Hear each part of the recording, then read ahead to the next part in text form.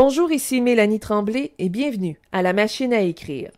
Êtes-vous familier avec l'analyse logique? Il s'agit en fait de donner une identité à des portions de phrases. La connaissance de l'analyse logique permet au rédacteur d'améliorer la syntaxe et le style du texte. Dans cette première leçon sur l'analyse logique, nous apprendrons à reconnaître la proposition indépendante. Mais qu'est-ce qu'une proposition, direz-vous? À ne pas confondre avec la préposition. La proposition est une phrase ou un segment de phrase qui comprend un verbe conjugué. Il est très important que le verbe soit conjugué pour qu'il y ait une proposition. Ce qui signifie que les verbes à l'infinitif qui se terminent en ER, IR, OIR et RE sont exclus. Pour bien comprendre, observons la phrase suivante. Mon chien dort sur le sofa. Cette phrase comprend un verbe conjugué, le verbe dort. Dès qu'il y a un verbe conjugué, il y a une proposition. Dans cette phrase, puisqu'il n'y a qu'un verbe conjugué, il n'y a qu'une proposition. On dit qu'il s'agit d'une proposition indépendante.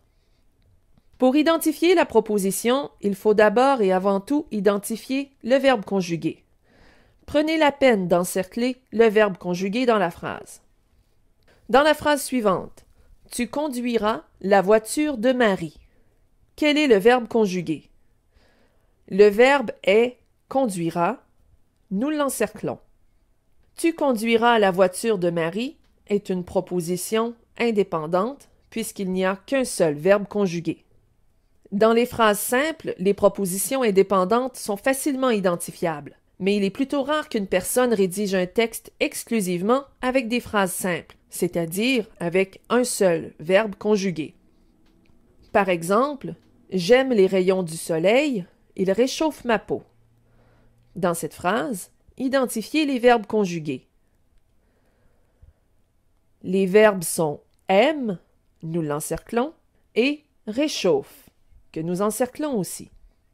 Vous remarquez que dans cette phrase, il y a deux verbes conjugués. Et souvenez-vous que dès qu'il y a un verbe conjugué dans une phrase, il y a une proposition. Dans cette phrase, il y a donc deux propositions. Comme elles sont jointes par une virgule, ce sont deux propositions indépendantes juxtaposées. Dès qu'il y a un signe de ponctuation autre que le point, les propositions sont juxtaposées. Un autre exemple. Vous savez, mon père a été président de votre association pendant de nombreuses années. Dans cette phrase, identifiez les verbes conjugués. Les verbes sont savez, que l'on encercle, et a été, que l'on encercle aussi. Dans cette phrase, il y a une virgule. Nous avons donc ici affaire à deux propositions indépendantes juxtaposées. L'identification des propositions indépendantes dans une phrase permet au rédacteur de savoir à quel endroit il doit placer ses signes de ponctuation. En français, les propositions doivent toutes être séparées par un élément distinctif. Dans ce cas-ci, les propositions indépendantes sont séparées par une virgule. Dans d'autres cas, les propositions indépendantes peuvent être séparées par des conjonctions de coordination. Dans la phrase je suis allé voir la partie de hockey et je suis rentré à la maison. Commençons par identifier les verbes conjugués.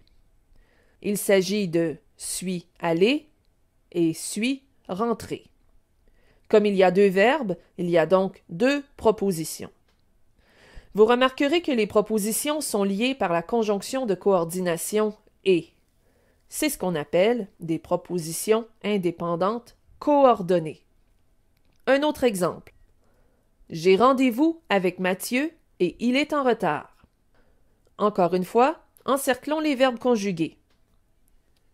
Il s'agit de et est. Comme il y a deux verbes conjugués, il y a deux propositions. Les propositions ici sont jointes par la conjonction de coordination et. Ce sont donc des propositions indépendantes coordonnées.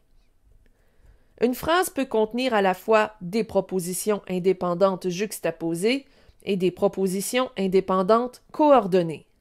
Par exemple, tu montes l'escalier, tu tournes à gauche et tu sonnes à la porte. Dans cette phrase, il y a 3 propositions parce qu'il y a 3 verbes conjugués.